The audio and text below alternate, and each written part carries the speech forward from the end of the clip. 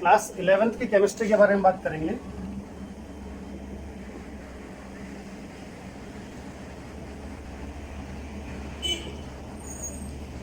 तो class 11th की chemistry को पढ़ने से पहले मैं आपको बता देता हूँ कि अभी अभी जो आप लोग क्लास 10th से पढ़ के आए हो ना, तो क्लास 10th में और 11th में थोड़ा सा डिफरेंस है। क्लास 10th में क्या है कि आप लोगों के पास एक सब्जेक्ट है, उसका नाम है साइंस, और इस साइंस के 3 पार्ट हैं, फिजिक्स, केमिस्ट्री और बायो। इधर आपके पास क्लास 11th में फिजिक्स अलग सब्जेक्ट हो जाएगा, केमिस्ट्री अलग सब्जेक्ट हो जाएगा और बायो अलग सब्जेक्ट हो जाएगा। यहाँ पर इन दोनों के 2 पार्ट होंगे, पार्ट 1, पार्ट 2, पार्ट 1, पार्ट 2 और पार्ट 1, पार्ट 2। अगर आप ओवरऑल कंपेयर करोगे सिलेबस को, तो जो सिलेबस होगा वो इन तीनों को अगर हम कंबाइन कर दें तो लगभग वही सिलेबस इसके केवल एक पार्ट के बराबर होता है। मतलब कि अगर मैं क्लास 10th और 11th के सिलेबस को कंपेयर करूंगा तो इस 11th के एक सब्जेक्ट का केवल एक पार्ट यहाँ पूरी साइंस के बराबर हो जाता है। इसलिए मैं कह रहा हूँ कि जो क्लास 11th का जो सिलेबस होगा ना, वो एज कम्पेयर टू 10 थोड़ा सा लेंथी है, तो थोड़ा सा मेहनत हमें ज़्यादा करनी पड़ेगी। टफ नहीं है, लेकिन सिलेबस थोड़ा सा लेंथी है। तो अब देखते हैं क्लास 11th की केमिस्ट्री को शुरू करने की कोशिश हम लोग करेंगे। सबसे पहले देखते हैं इसका सिलेबस। केमिस्ट्री में मेनली आपके पास 2 पार्ट हैं, पार्ट फर्स्ट, पार्ट सेकेंड। जो पार्ट फर्स्ट है इसमें 7 चैप्टर आपके पास है। Chapter number 1, some basic concepts of chemistry. Second, structure of atom. Third है periodic properties of elements. Chapter number 4 है chemical bonding. Chapter number 5 states of matter. Chapter number 6 इसका नाम है थर्मोडायनेमिक्स।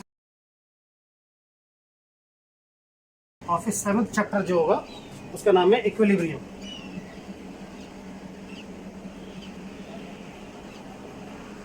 यहाँ पे जो स्टेट्स ऑफ मैटर है ना, इसके 3 पार्ट होंगे,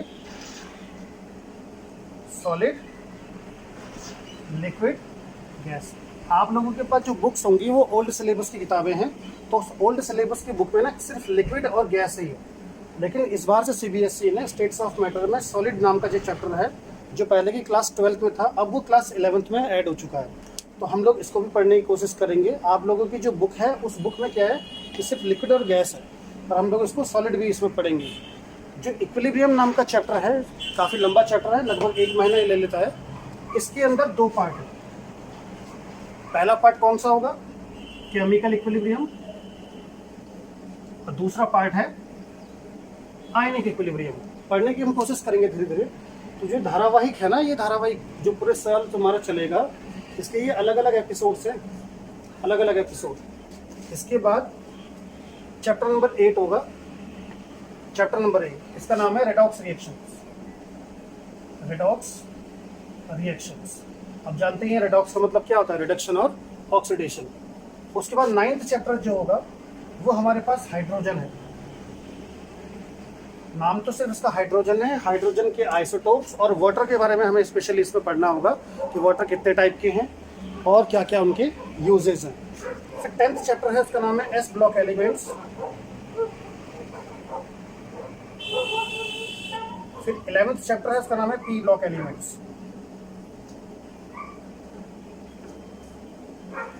फिर 12th चैप्टर जो होगा उसका नाम है ऑर्गेनिक केमिस्ट्री।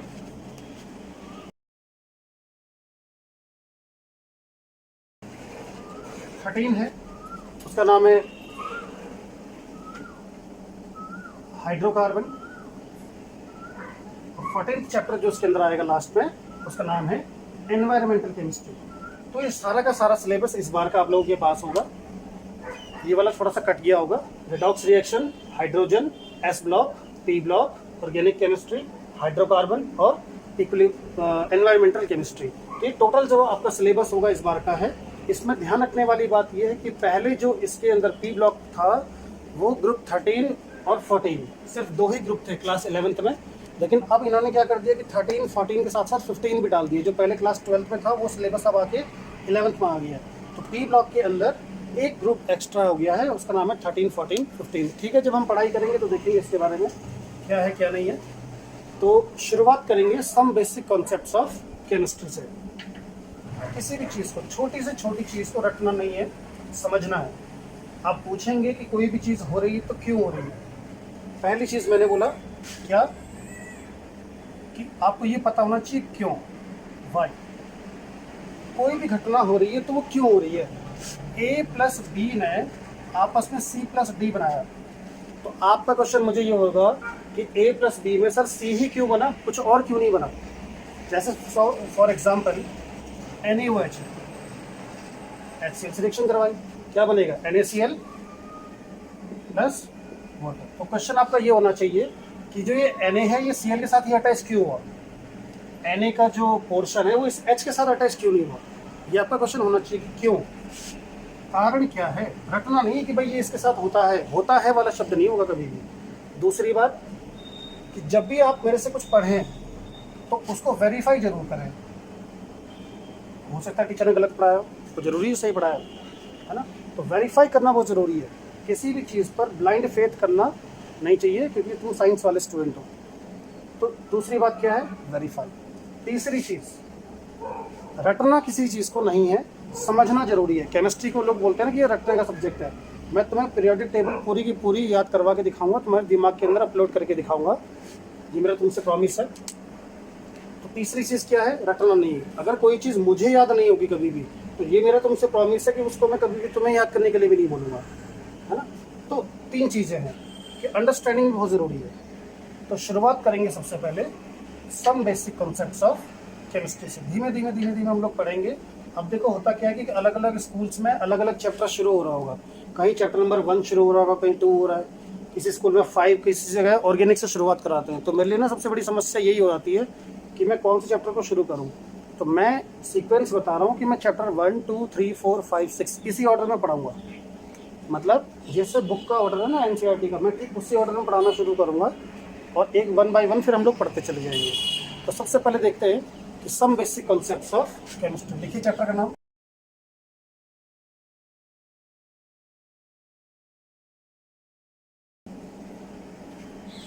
बड़ा महत्वपूर्ण चैप्टर है क्योंकि पूरी की पूरी केमिस्ट्री में जो छोटे छोटे कॉन्सेप्ट्स यूज़ होने वाले हैं वो इसके अंदर हम लोग पढ़ेंगे। जैसे इसके अंदर पढ़ा जाएगा, सबसे पहले तो केमिस्ट्री क्या होती है इसके बारे में पढ़ा जाएगा। फिर केमिस्ट्री के ब्रांचेस, कितनी ब्रांचेस हैं केमिस्ट्री की। फिर छोटे छोटे टॉपिक्स है इसके अंदर, जैसे एटॉमिक मास क्या होता है, एटॉमिक नंबर क्या होता है, सिग्निफिकेंट फिगर क्या होगा, है ना, बताया जाएगा सब कुछ। उसके अलावा इसमें और पढ़ा जाएगा, जैसे आपके पास मोल कॉन्सेप्ट हो गया। फिर मोल कॉन्सेप्ट पर इसमें कॉन्सेंट्रेशंस आती हैं, मोलरिटी, नॉर्मेलिटी, फॉर्मेलिटी, ये पढ़ेंगे। और लास्ट में फिर हम लोग क्या पढ़ेंगे इसमें, एम्पिरिकल फार्मूला। तो एम्पिरिकल फार्मूला ही पढ़ा जाएगा। और फिर 2-4 कॉन्सेप्ट और भी हम लोग इसमें पढ़ेंगे, जैसे लॉज ऑफ केमिस्ट्री। तो सबसे पहली चीज़ जो हमें पता होनी चाहिए वो ये है कि केमिस्ट्री क्या है। अच्छा, एक बात मैं आप लोगों को और बता देता हूँ कि किसी भी चीज़ को, जैसे कि मैंने कहा, रटना नहीं है, तो बुकीज़ लैंग्वेज मत रटो। जो हमारा दिमाग कह रहा है, जो हमारा दिमाग एब्जॉर्ब कर रहा है, कॉन्सेप्ट सही होना चाहिए। जो आप आंसर लिख रहे हो एग्जाम में वो सही होना चाहिए, है ना। ऐसा नहीं कि बुक की लैंग्वेज एकदम घोट के पी के जा रखे हो तुम लोग, वो नहीं होना चाहिए। लैंग्वेज अपनी लिखो लेकिन वो सही होना चाहिए, है ना। तो केमिस्ट्री क्या होती है, मैं सिंपल सा तुम्हारा डेफिनेशन पूछूँ केमिस्ट्री क्या है तो क्या बोलोगे। सिंपल सी बात है, स्टडी ऑफ केमिकल्स। ये तो है कि केमिस्ट्री क्या हुआ, स्टडी ऑफ केमिकल्स। अब ये जो केमिकल है, मतलब अगर मैं आपको डेफिनेशन के फॉर्म में बोलूंगा तो क्या बोलूंगा, the branch of science which deals with various chemicals is called chemistry. अभी नोट लिखाऊंगा, नोट्स वगैरह सब कुछ, पहले से समझ लीजिए इस चीज़ को। तो अब क्या है स्टडी ऑफ केमिकल, दो टाइप के केमिकल होते हैं इस पूरी दुनिया के अंदर, दो टाइप के केमिकल होंगे, एक तो होगा नेचुरल, दूसरा क्या होगा सिंथेटिक। इसी को मैन मेड केमिकल भी हम लोग बोलते हैं। तो नेचुरल केमिकल, जो पहला केमिकल था नेचुरल जो कि प्लांट में पाया जाता है, उसका नाम क्या है क्लोरोफिल। जो बायो वाले बच्चे होंगे वो क्लोरोफिल के भी फिर दो पार्ट पढ़ते हैं, क्लोरोफिल ए क्लोरोफिल बी, उतना मुझे नहीं पढ़ाना, मैं केमिस्ट्री पढ़ा रहा हूँ। इसका फॉर्मूला देख लीजिए सिर्फ, C55 H72 N4O5 Mg, ये किसका फॉर्मूला है क्लोरोफिल का फॉर्मूला है। उसी तरह से दूसरा क्या है यहाँ पे हीमोग्लोबिन, हीमोग्लोबिन तो इसमें सिर्फ हीम वाला पार्ट, हीम वाला पार्ट जो होता है ये भी क्या है एक प्रकार का नेचुरल केमिकल है। ग्लोबिन अलग होता है, हीम अलग होता है, दो अलग अलग प्रोटीन्स हैं, हीम अलग ग्लोबिन अलग, दोनों को कंबाइन कर देते हैं तो बनता है हीमोग्लोबिन, जो हमारे ब्लड का एक मेन इंपॉर्टेंट पार्ट बनाता है। अब हमारे पास आएंगे सिंथेटिक केमिकल। तो सिंथेटिक केमिकल में क्या क्या होते हैं, सिंथेटिक केमिकल में डिफरेंट टाइप के आपके कलर्स हो गए, डिफरेंट टाइप के परफ्यूम्स हो गए, डिफरेंट टाइप के फाइबर हो गए। नायलॉन के कपड़े हम लोग पहनते हैं ना तो फाइबर के अंदर आएगा। परफ्यूम्स आप जानते ही हैं दुनिया भर के होंगे, इसमें अच्छी भी होती हैं, मतलब अच्छी ऑर्डर वाले भी होंगे और बैड स्मेल वाले भी होते हैं। कलर डिफरेंट टाइप के, खाने के कलर हो गए, हेयर कलर्स हो गया, कोई भी कलर हो गया, कपड़ों की अलग अलग डाइज होती हैं, ये सब कुछ। मेडिसिन हो गई, दुनिया भर की मेडिसिन आती है ना। एक्सप्लोसिव मटेरियल हो गया जैसे आपका RDX हो गया, है ना। तो ये सब कुछ क्या है सिंथेटिक केमिकल है। तो सबसे पहली चीज़ क्या है कि अगर कोई आपसे कहे कि केमिस्ट्री क्या है तो आपका आंसर क्या होगा, chemistry is the branch of science which deals with different type of chemicals. Chemical कितना टाइप के होंगे, दो टाइप के, कौन कौन से, नेचुरल और सिंथेटिक। नेचुरल में क्लोरोफिल हीम और भी हैं, ठीक है। अलग डिफरेंट टाइप की पिगमेंट्स होता है, जैसे टमाटो में पिगमेंट होगा रेड कलर, टमाटो का जो रेड कलर होगा तो वो क्या है, रेड जो पिगमेंट है उसका वो क्या है नेचुरल केमिकल है। Synthetic chemical colour different type के जो लैब में बन रही है, मेडिसिन हो गया, फाइबर, परफ्यूम, जो भी सिंथेटिक लैब में सिंथेसाइज किया गया है। पहला कंपाउंड यूरिया था, पहला कंपाउंड यूरिया था जो लैब में बनाया गया था। तो ये सारी चीज़ें हम लोगों को पढ़नी होती हैं। यहाँ से केमिस्ट्री की शुरुआत है। देखो किसी भी चीज़ को जब हम लोग पढ़ेंगे तो सबसे पहली चीज़ हमें ये पता होना चाहिए कि हम उस चीज़ को पढ़ क्यों रहे हैं, है ना। मैं खाना खा रहा हूँ, क्यों खा रहा हूँ, क्योंकि मुझे एनर्जी चाहिए, इसीलिए मैं खाना खाऊंगा, है ना। मुझे अच्छा दिखना है इसलिए मैं कपड़े पहनूंगा। मुझे कोई टॉपिक पढ़ना है, क्यों पढ़ना है, इसलिए नहीं कि मुझे मार्क्स चाहिए, इसलिए पढ़ना है क्योंकि उसका मेरे लिए लाइफ में आगे यूज़ होगा। तो सबसे पहली चीज़, जब तक आपको किसी टॉपिक का इंपॉर्टेंस नहीं पता होगा, जब तक इंपॉर्टेंस नहीं पता होगा तब तक आप उस चीज़ को पढ़ नहीं सकते। ध्यान रखिएगा इस बात को। तो हमें किसी भी टॉपिक का इंपॉर्टेंस पता होना चाहिए, और इंपॉर्टेंस अगर पता लग गया, इंपॉर्टेंस का मतलब नॉट ऑन पेपर, इंपॉर्टेंस का मतलब हमारी लाइफ में क्या यूज़ है। तो केमिस्ट्री का तो एक ऐसा यूज़ है कि भाई ज़िंदगी में सबसे ज़्यादा डे टू डे लाइफ से जुड़ा हुआ, खाना बनाने से लेकर के, कपड़े पहनने से लेकर के, कॉस्मेटिक्स से लेकर के, है ना, सब कुछ केमिस्ट्री पर बेस्ड है। फिर आती हैं branches of chemistry.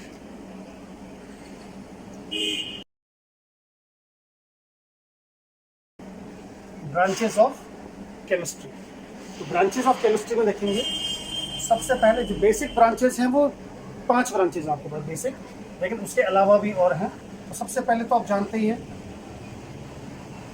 Inorganic chemistry. जो आप लोगों के पास रेडॉक्स रिएक्शन है, redox reaction, hydrogen, S block और P ब्लॉक, ये जो 4 चैप्टर आपके पास है ना, ये 4 के 4 चैप्टर इनऑर्गेनिक केमिस्ट्री के पार्ट है। स्ट्रक्चर ऑफ एटम 2 जगह आता है, कुछ जगह वो फिजिकल में भी आता है और कुछ पोर्शन उसका इनऑर्गेनिक में आता है, मैक्सिमम पार्ट उसका इनऑर्गेनिक में ही आता है। जो some basic concept of chemistry पे पहला पार्ट है वो भी आपका इनऑर्गेनिक में आता है। दूसरा है, बाकी बचे हुए जो चैप्टर होंगे उनको बताते चले जाऊंगा, ऑर्गेनिक केमिस्ट्री। ऑर्गेनिक केमिस्ट्री में मेनली आपके यहाँ 2 चैप्टर हैं, एक ऑर्गेनिक केमिस्ट्री नाम से चैप्टर है और दूसरा हाइड्रोकार्बन के नाम से है। अच्छा, तीसरा है आपके पास, उसका नाम है physical chemistry. Physical chemistry. Fourth है, उसका नाम है एनालिटिकल केमिस्ट्री। 5वां है स्पेक्ट्रोस्कोपी,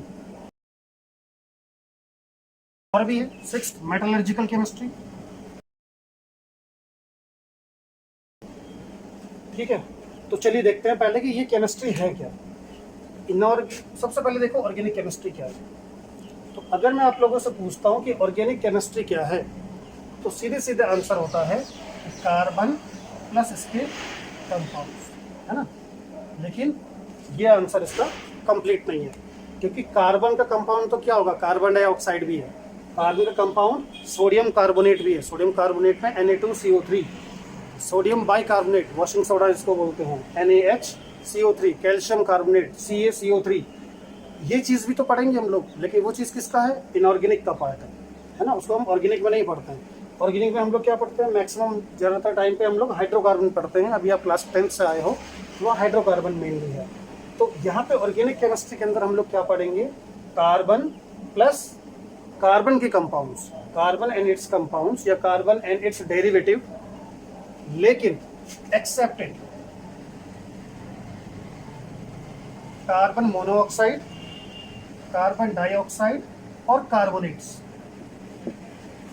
कार्बोनेट में कोई भी हो सकता है, Na2CO3 हो सकता है, CaCO3 हो सकता है, NaHCO3 हो सकता है, कोई और भी हो सकता है, बेरियम कार्बोनेट, कुछ भी हो सकता है। तो कार्बन मोनोऑक्साइड, कार्बन डाइऑक्साइड और कार्बोनेट ये नहीं पढ़ना है। उसके अलावा कार्बन के सारे कंपाउंड ऑर्गेनिक में पढ़ा जाएगा। इनऑर्गेनिक केमिस्ट्री के बारे में बात करते हैं। इनऑर्गेनिक केमिस्ट्री में क्या है, कार्बन के अलावा, अपार्ट फ्रॉम कार्बन, कार्बन के अलावा, लेकिन बट इसमें और क्या पढ़ेंगे हम लोग, कार्बन मोनोऑक्साइड, कार्बन डाइऑक्साइड और कार्बोनेट, ये भी इसी में पढ़ना है। तीसरी चीज क्या है, फिजिकल केमिस्ट्री। देखो किसी भी रिएक्शन को आगे हम पढ़ेंगे, रिएक्शन के बारे में बताऊंगा कि रिएक्शन क्या होती है। रिएक्शन का मतलब होता है कि एक सब्सटेंस को दूसरे सब्सटेंस में हम लोग जब कन्वर्ट करते हैं तो उसको बोलते हैं केमिकल रिएक्शन। दूध को दही में कन्वर्ट कर दो, कागज को जला दो, ऐश बन जाएगा, वो सब क्या है, रिएक्शन ही तो है। जरूरी थोड़ी रिएक्शन का मतलब है कि C+O2 = CO2 बना दो। हाँ ये रिएक्शन है, मना नहीं कर रहा हूँ कि रिएक्शन नहीं है रिएक्शन, पर हमें क्या करना है, एकदम नॉर्मल चीज पढ़नी है। मैंने कहा कि मिल्क कर्ड में कन्वर्ट कर दूं दही में, क्या ये रिएक्शन नहीं है, रिएक्शन है। तो ये क्या है कि ये भी एक प्रकार की केमिकल रिएक्शन। तो जिस भी केमिकल रिएक्शन को हम पढ़ेंगे उसके दो टाइप की मैकेनिज्म होगी। एक तो उसकी ऑर्गेनिक या इनऑर्गेनिक मैकेनिज्म होगी, जिसमें कैटायन एनायन के बारे में हम लोग बात करते हैं। और दूसरी मैकेनिज्म जो होती है वो फिजिकल बेस पर होती है, फिजिकल बेस और केमिकल बेस। तो केमिकल बेस वाली जो भी रिएक्शंस हैं वो कहाँ पढ़ेंगे, इनऑर्गेनिक और ऑर्गेनिक में। और फिजिकल बेस वाली मैकेनिज्म जैसे हीट की रिएक्शन है, किसी चीज को आपने हीट कर दिया, पानी को हीट किया, क्या हुआ, वेपर में कन्वर्ट हो गया। आइस को हीट किया, किस में कन्वर्ट हुआ, वाटर में कन्वर्ट हुआ।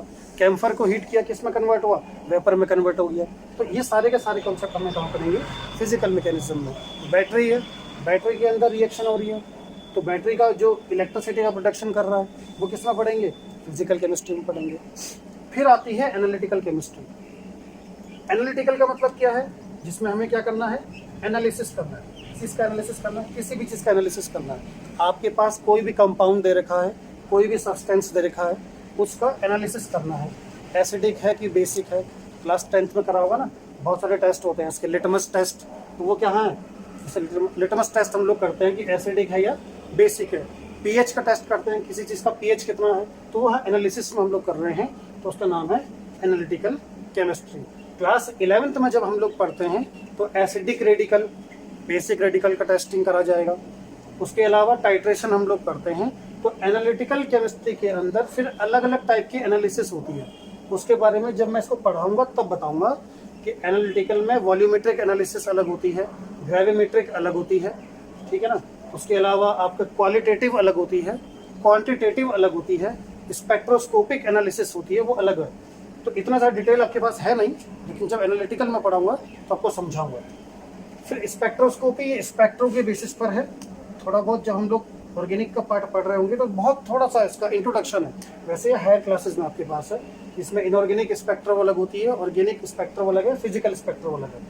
फिर मेटलर्जिकल केमिस्ट्री, जहाँ मेटल, जैसे आप लोगों ने क्लास 10th में पढ़ा था केमिस्ट्री में, मेटल और नॉन मेटल, तो मेटल को किस तरह से हम लोग एक्सट्रैक्ट करते हैं। सबसे पहले क्या करते हैं, सबसे पहले ओर निकालेंगे, फिर ओर को कंसनट्रेट करते हैं, उसके अलग अलग मेथड होते हैं।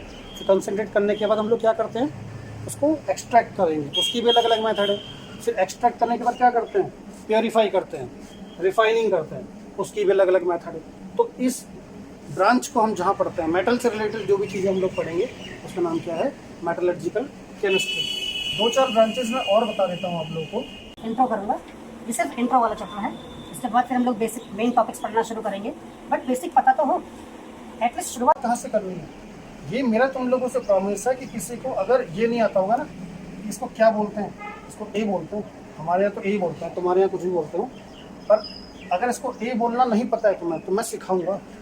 तुम्हें ये नहीं पता कि ये इक्वल टू 4 होता है कि 5 होता है या 2 होता है, 3 होता है, तुम्हें नहीं आता ना, कोई बात नहीं, मैं सिखाऊंगा, लेकिन रेगुलरिटी से पढ़ना पड़ेगा। जो चीज़ नहीं आती है प्लीज़ मुझे पूछिए, बेहिचक पूछना है। मैं कभी भी आप लोगों की इंसल्ट नहीं करूँगा कि किसी चीज़ को, मान लो आपने मुझसे कोई क्वेश्चन पूछा, फिर वो मान लो क्लास 4th का है या 5th का है, तो कभी भी मेरे तुमसे ये नहीं होगा कि अरे तुम्हें ये भी नहीं आता, वो चीज़ कभी भी नहीं होगी, है ना। तो जब भी आपको पूछना है बेहिचक पूछिए, बिना हेजिटेशन हो। कमेंट में आप मुझसे पूछ लीजिए, ठीक है। चलिए आगे देखते हैं। तो इसके अलावा न्यूक्लियर केमिस्ट्री, न्यूक्लियर केमिस्ट्री हो गया, न्यूक्लियर फिजन फ्यूजन आप लोगों ने थोड़ा बहुत पढ़ा होगा, क्लास 10th में है fusion, nuclear fission reaction, nuclear fusion reaction, जिसमें हम न्यूक्लियस को ब्रेक करते हैं, कंबाइन करते हैं, वो न्यूक्लियर केमिस्ट्री के अंदर आता है। ग्रीन केमिस्ट्री, ये एनवायरनमेंट से रिलेटेड है, एनवायरनमेंट से रिलेटेड जो भी केमिस्ट्री होगी उसका नाम है ग्रीन केमिस्ट्री। उसके अलावा दुनिया भर के परफ्यूम्स, खुशबू बदबू सब कुछ तो इसमें पढ़ेंगे, परफ्यूम के अंदर पढ़ेंगे। फिर आता है कलर्स केमिस्ट्री। कलर केमिस्ट्री में क्या पढ़ेंगे आप लोग, डिफरेंट टाइप के जो कलर्स होते हैं, ये पेन की इंक है, ये डाई है ना, ये कपड़े की शर्ट है, शर्ट का क्या होगा, डाई होगा, हर चीज़ का। ये दीवार पे जो पेंट लगा हुआ है तो वो भी क्या है, डाई है। खाने के कलर, डिफरेंट टाइप के फूड कलर हैं, वो क्या है, डाई है। आजकल लोग सफ़ेद बाल को काले कर रहे हैं, काले बाल को सफ़ेद कर रहे हैं, वो भी क्या है, एक प्रकार की डाई है। तो इस प्रकार से अलग अलग चीज़ें हैं, डिफरेंट टाइप की, जो भी कलर आपको दिख रहा है, जो भी पिगमेंट आपको दिख रहा है, वो कहाँ हम लोग पढ़ते हैं, उसकी रिसर्च होती है कलर्स केमिस्ट्री में। दुनिया भर की ब्रांचेज है केमिस्ट्री की, जितना कहो उतना लिख दो, है ना। उसके बाद देखो फार्मास्यूटिकल केमिस्ट्री। उसके बाद 12वीं ब्रांच हम लोग क्या कह सकते हैं, मेडिसिनल केमिस्ट्री, है ना। तो इसके अलावा भी बहुत सारी ब्रांचेस हैं, इलेक्ट्रोकेमिस्ट्री, इलेक्ट्रिसिटी से रिलेटेड इलेक्ट्रोकेमिस्ट्री, फोटोकेमिस्ट्री बहुत अच्छी ब्रांच है। फोटो का मतलब जहाँ जहाँ वर्ड फोटो आएगा ना, फोटो का मतलब होता है सनलाइट, जैसे फोटोन वर्ड आएगा हमारे पास, आगे हम लोग पढ़ेंगे स्ट्रक्चर ऑफ एटम, जो चैप्टर आपके पास है वहाँ पढ़ा जाएगा कि फोटोन क्या होता है। तो फोटोन, फोटो वर्ड जो है सन की एनर्जी है, सनलाइट की एनर्जी है, तो सन की एनर्जी के जो पैकेट होता है उसे हम लोग बोलते हैं फोटोन। बाद में हम पढ़ेंगे इसके बारे में डिटेल, है ना। और पढ़ना चाहो तो फोटो केमिस्ट्री के बाद इसमें और भी बहुत सारी चीज़ें आ जाएंगी। इसमें फोटोकेमिकल रिएक्शंस के बारे में आता है, फोटो सेल्स के बारे में आएगा, है ना। तो बहुत सारी ब्रांचेज और भी होती हैं। 14th ब्रांच अगर आप पढ़ना चाहो तो 14th ब्रांच इसकी आएगी हमारे पास, वे केमिस्ट्री होगी, एटॉमिक केमिस्ट्री। और पढ़ना चाहें तो और हमारे पास आएगा इसका 15, जैसे एक्सप्लोसिव केमिस्ट्री, बहुत अच्छा एक्सप्लोसिव है, उसका नाम है RDX, रिसर्च डेवलपमेंट एक्सप्लोसिव। या आप लोगों ने सुना होगा, RDX नहीं सुना होगा तो आप लोगों ने सुना होगा डायनामाइट। डायनामाइट हो गया, RDX हो गया, ये सारी चीज़ें क्या है, एक्सप्लोसिव मटेरियल है। नोबल ऑयल हो गया, है ना, TNT हो जाएगा, पिक्रिक एसिड हो गया, ये सब क्या है, एक्सप्लोसिव मटेरियल है। दुनिया भर की चीज़ें मिलेंगी इसके अंदर। तो और भी बहुत सारी केमिस्ट्री की ब्रांचेज हैं, ठीक है। अब अगली बार से जब हम लोग शुरुआत करेंगे तो वो क्या शुरुआत करेंगे कि केमिस्ट्री के ये आपके सिलेबस के अंदर है, बुक के अंदर है, चैप्टर के अंदर है। इसके बाद जो अगला टॉपिक होगा बुक के अंदर वो हम लोग पढ़ेंगे। तो ठीक है, फिर मिलते हैं अगले वीडियो में।